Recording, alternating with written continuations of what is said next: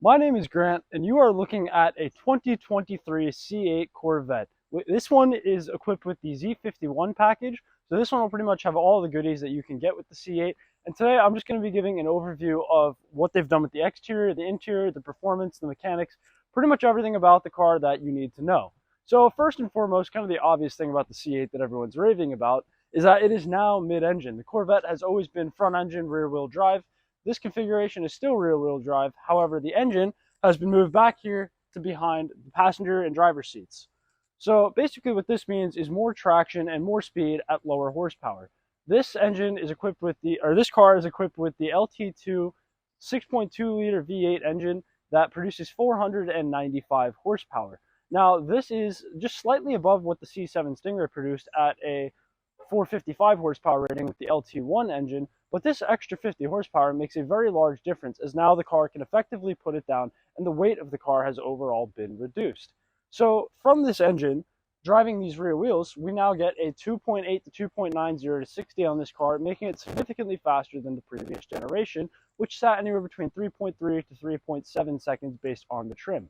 Additionally, what this configuration means, and departing from the entire front engine ordeal, is that the weight distribution of this car is much better balanced. So this is going to allow for a lot more handling. The only problem that I discovered with it was that the C8 itself is a bit of an understeery car because the engine being in the back is kind of pushing the weight of the car forward a little bit. And because of the lack of weight in the front, sometimes the front end doesn't want to grip as much and you have to kind of lift off the throttle to get oversteer. But all in all, the handling of this car still far supersedes the previous generation due to what they've done with the suspension. Upon driving this car, the thing that I found the most impressive about it was the suspension and all of the different modes that you could put it in. You could put it in touring mode and it was as soft as a cloud. It literally felt like a Cadillac CTS that I've driven recently. But the minute that you put it in track mode, you feel every little bump in the road. And I think it's really amazing that the entire suspension system can adjust to kind of create all these different modes like that. And that was really what stuck out about what they've done with the entire chassis of the car. Now, as far as the rest of the performance is concerned, with the Z51 package, you do get larger brakes, you get larger rotors, you get more pistons on your calipers. These are 6-piston, I believe. Then you get in the Z51 package, this is an option, but this high wing spoiler in the back, I personally think that this looks great. The car looks very odd without a spoiler. If you've ever seen one that has no spoilers on it, it does look rather odd. So any kind of spoiler definitely helps it a lot, but the high wing definitely does quite a bit more. And additionally, I believe this was new for 2023.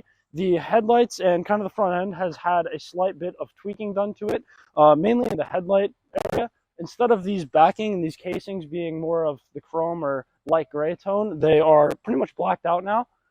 So it appears as if you've tinted the headlights from factory, but you haven't. So because of that, I think the car looks a lot more menacing and tied together. There's no side markers or anything weird on this car that you would want to tint. I think looks-wise, they've done a phenomenal job with it. And if we kind of go around the exterior from front to back, we'll kind of take a look at some of the more detailed areas of this entire car's exterior. So for the exterior of the C8 Corvette, we're going to be starting off up here at the front end. And this looks so much better than the previous generations. I think each generation has slowly evolved to get more and more aggressive. The C5 and the C6 were very rounded out in the front end. The C7 got a little bit more aggressive. You know, you started to get some sharp lines. The headlights looked a lot better. But now that we moved to the C8, they've completely pretty much diverged from anything the Corvette has done in the past. As you can see on this hood, we have all sorts of lines and bulges that come all through here. And because there's no engine underneath here, this is a much shorter area. It's much more like something you would see on like a Lamborghini Gallardo or maybe like a McLaren 570S, where the front end is pretty short and just kind of cuts down. Now, the headlights, as I said, appear to have been blacked out for 2023, and I think this looks absolutely great, especially with the remainder of this front end. As we get into here, these are actually, in this entire area, we have functional brake cooling. These are not fake vents. They actually do connect. Fake vents are a thing that is happening to pretty much most new cars nowadays, but these actually do connect to right in front of the wheel back here. There's a big vent that allows all this air to channel through onto your front brake disc, so for any track days or anything like that, as soon as you're off the brakes and you're accelerating, they will cool down much quicker due to this ventilation. So the rest of the front car offers a frunk in the front that is actually rather big. You should be seeing it open on video at some point. But this entire storage space actually is quite large. I found that it was more than I expected, and there's also an additional trunk in the back still. So you still retain a pretty big amount of storage for the car pretty much regardless of how they've changed the configuration of where the engine is sitting. Now, moving on to the side of this car, pretty much everything else that we see here is still a major step up from the C7 generation. First and foremost, we have these wheels, which are larger than the base C8 when you get the Z51 package. There's many different wheel options to choose from. I found that many of them were kind of lackluster. This was kind of the pattern that I kind of liked the most.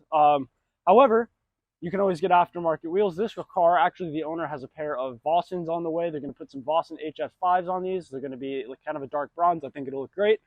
But basically, with the Z51, you do get these larger rotors, you get these bigger calipers, and the stopping power of this car is pretty incredible due to this. It also comes with Michelin Pilot Sport PS4Ss, and these are 245s in the front, so not super wide. They're nothing crazy, but for what the car needs and the power that it has, I found that these are pretty much plenty, and it's pretty hard to get it to break loose. Back here with the mirror, I really like what they've done. This is kind of much more supercar than the previous generation. You have the turn signal out here, and I like how it sticks out, and this entire mirror is kind of on its own. I think they look pretty wicked, especially when you're looking from the front or the back of the car. And there's also this side skirt here, which is also just kind of a plastic, but this was also an addition with the Z51 package. And this just kind of follows the lines of the car back here to this big vent, which is really the highlight of the side of the car. This looks really, really good. The only thing that's different between this and the Z06 is that the Z06 is a much wider kind of area here, and it's that wishbone style where it'll come back. This just stops here. It's that slight shape. But this cooling is also functional. Your radiators for your engine are actually sitting right inside of this vent. So you're getting plenty of airflow off the brakes, up the side of the car, and right into here. Your door handle also sits right in here concealed, and I think this is really cool. I always think that the doors are going to open vertically on this thing just because of the way that it looks, but they are still standard doors. And as we move back here, your gas cap's still pretty standard. And then rear wheels are pretty much the same thing, slightly smaller discs and calipers, but they are much fatter tires. I believe these are 315s, also Michelin Pilot Sport PS4Ss, and it came with this from factory with the Z51 package. So they give you plenty of bang for your buck with the tires, wheels, brakes, and pretty much general performance of the car. So moving to the back of the car, once again, they've done absolutely phenomenal with the styling. I cannot say enough good things about how great this car looks, especially in this torch red color here. There's plenty of different colors that are optioned for this car. I know the red mist was another popular red, but I do think this torch red in person really makes the car pop. So up here we have a glass roof where you can see the LT2 engine from down below. It's got a red painted cover on it, and you can see pretty much the entire engine. Your oil cap is in there. It takes 0W40, which is not super common, but you can still find it obviously. And then we have this high wing spoiler that, like I said, was an option with the Z51 package. You can get this in either what they call carbon flash, where it was kind of black, or you could get it paint match, where in this case it was red. I think this was kind of the better way to go because these black kind of struts here kind of even it out and make it look pretty good. Your trunk also opens from here and avoids the wing entirely. And then the rest of the back end, you just have blacked out taillights, which I think these look really good, especially with this high spoiler. Once again, real brake cooling. This comes right out of the rear brakes, and these ducts release air up through here. And then you have a quad exhaust, and the exhaust on this car does sound pretty phenomenal. I know they did a bunch of sound design with it so that the sound is supposed to reflect back into the cabin and be kind of audibly heard from the cabin, and I think it sounds very, very good. So now getting into the interior of the car, I think this is one of the biggest departures from previous generations. I've owned a C5 Z06 myself, and that was a 2004, and if any of you have ever seen that car, you probably know the interior is rather mundane. All materials are these kind of cheap, plasticky leathers. There's no really additional features inside the interior. It's very bare bones, and it's meant to save money and weight. Now, in this car, it is pretty much more advanced than most interiors I've ever been in. I've sat in a McLaren 650S, and that interior is completely lackluster compared to this. Of course, McLaren's the company that says, oh, a radio weighs 2 pounds. Why don't we not include it? But this is extremely luxurious. This is far superseding any expectations I had for a Corvette interior. The steering wheel, to begin with, was something that was a little bit controversial. I know a lot of people didn't like this kind of flat top end of it. This square shape seems a little odd, and it is at first. It takes a little bit of getting used to, but I found that all in all, it actually is not too bad, and I kind of ended up liking this. The reason that it works is because they make this big gap here so that you could see your gauge cluster up in here. The materials inside of this cabin are all extremely luxurious. It's all these really nice leathers. You have this stitching, and you can option the color of your interior in many different ways, and you can do that on the Chevy Corvette configurator website. Now, the owner of this one made it all mainly black with a good amount of red accents, and I think this complements the exterior of the car extremely well.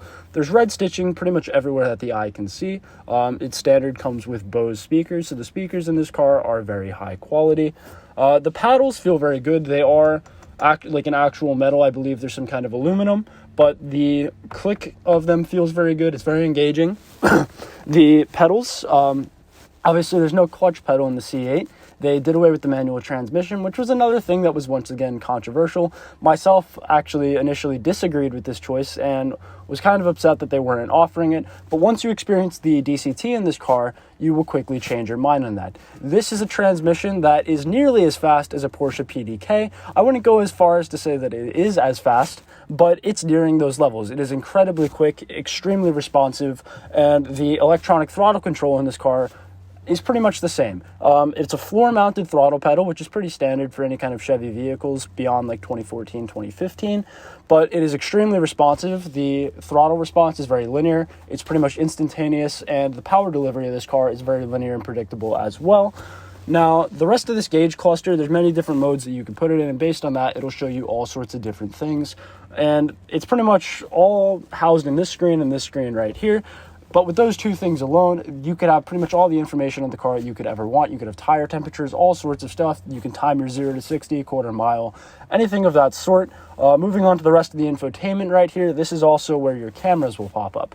This car is equipped with a front camera that allows you to see the ground when you're going to park the car, make sure that you don't scrape the front end anywhere, as well as rear backup cameras, obviously, as well as one more feature that Chevy introduced in the past 3 years.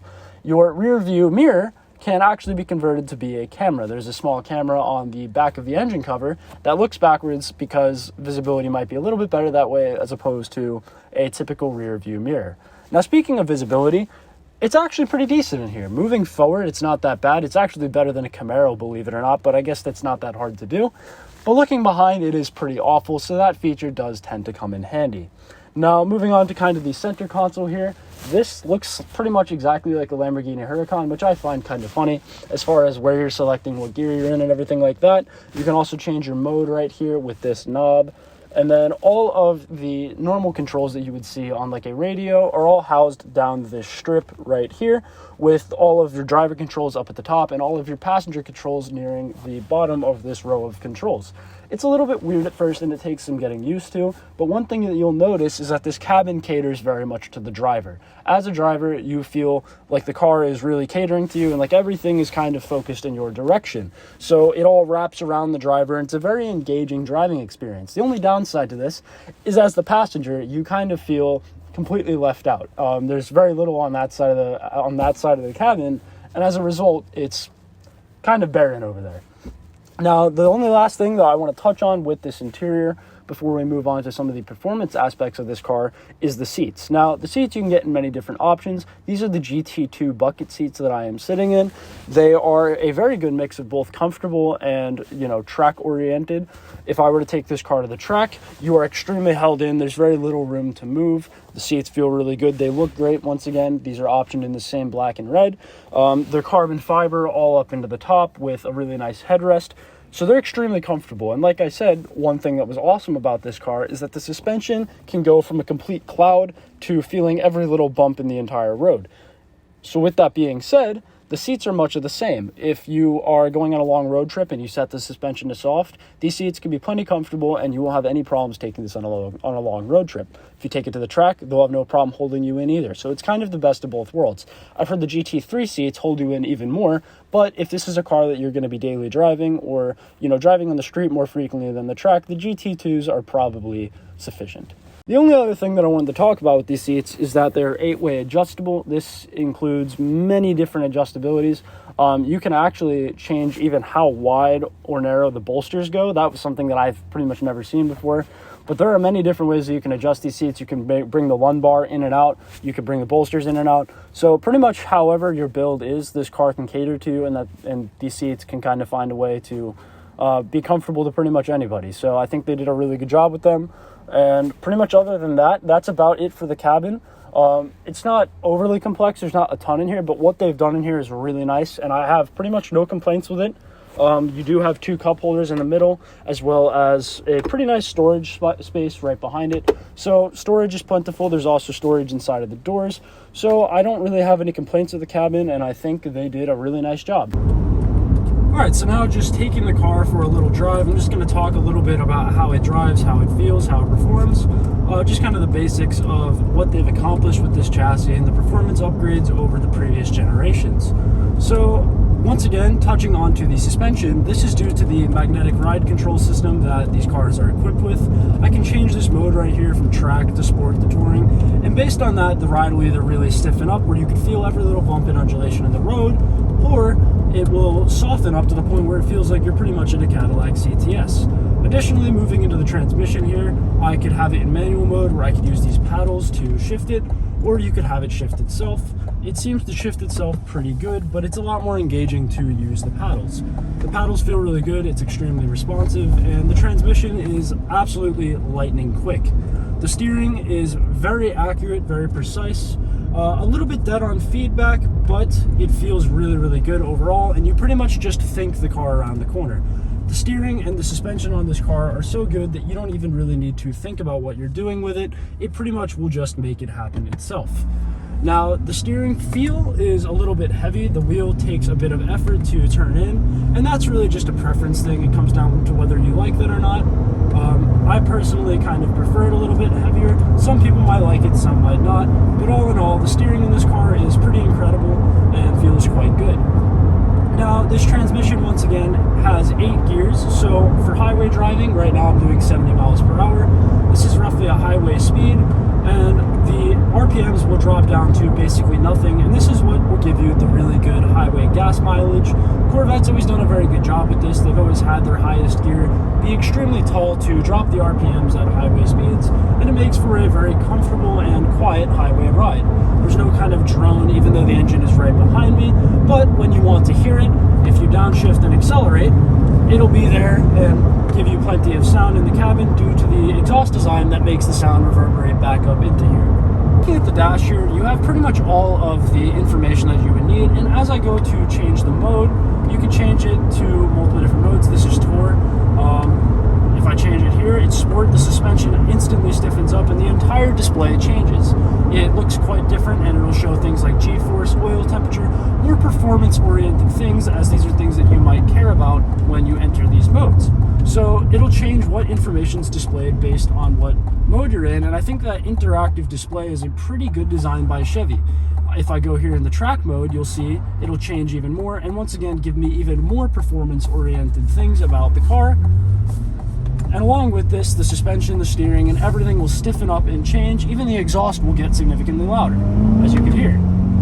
Once again, the engine on this car is that 6.2-liter V8, the LT2. It is basically a better version of the LT1 that was seen in the previous generation. It sounds pretty incredible. It has a bit of a higher pitch than those throatier V8s that we're used to, which makes this car feel all the more like a supercar. Now, as you accelerate, you'll see how quick these paddle shifters are here. As you give it a little bit, they're very responsive. And the suspension is very confidence-inspiring. You don't feel like you're going to lose any grip or traction whatsoever. The brakes and handling are very good, and it's pretty much to the point where it's plug and play. Almost anybody could drive this car near its limit, and it feels very inviting to push the car. They made it very easy and engaging for the driver to have a good experience in here, regardless of your capability levels. Now, moving back into the interior, it is extremely comfortable in here, and it's a very engaging experience. Pretty much everything that you do in this car is catered to the driver. The entire interior is all about the driver, and it makes the experience very, very enjoyable. The overall driving experience has been tailored to be very nice for the driver, whether you're on the track or taking a 1,000-mile long road trip. This car can seemingly do it all, which is a pretty impressive feat for something as clinically fast as this to be as comfortable as it is. Now, obviously, this depends on the mode you're in, but the fact that this car has the ability to change its character so much based on the electronics in it is something very impressive out of Chevy. And overall, the car is a pretty much great experience, and for the dollar that you are paying, There's very little things out there that will beat it. So if you get the chance, go test drive one.